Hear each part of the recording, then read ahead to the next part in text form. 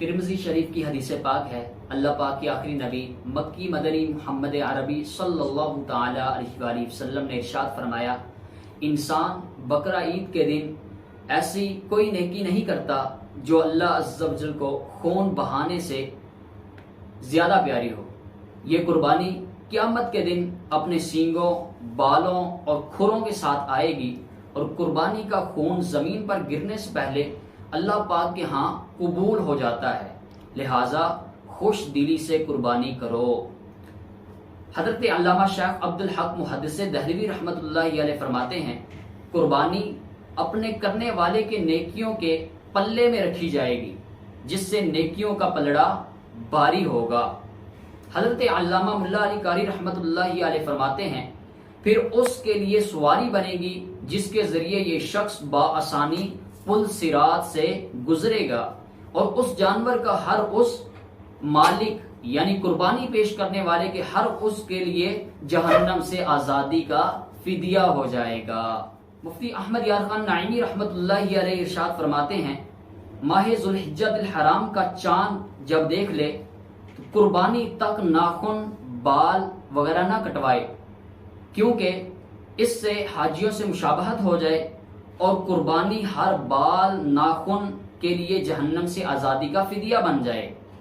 یہ حکم استحبابی ہے یعنی مستحب ہے، یہ واجب نہیں ہے۔ مفتی احمد یار خان نعیمی رحمۃ اللہ علیہ مزید ارشاد فرماتے ہیں کہ حتی الامکان مستحب پر بھی عمل کرنا چاہیے، البتہ کسی نے بال یا ناخن کاٹ لیے تو گناہ بھی نہیں ہوگا، اور ایسا کرنے سے قربانی میں کوئی خلل بھی نہیں آئے گا اور اس کی قربانی درست ہو جاتی ہے۔ لہٰذا قربانی کرنے والے کا حجامت نہ کرانا یہ بہتر ہے، لازم نہیں۔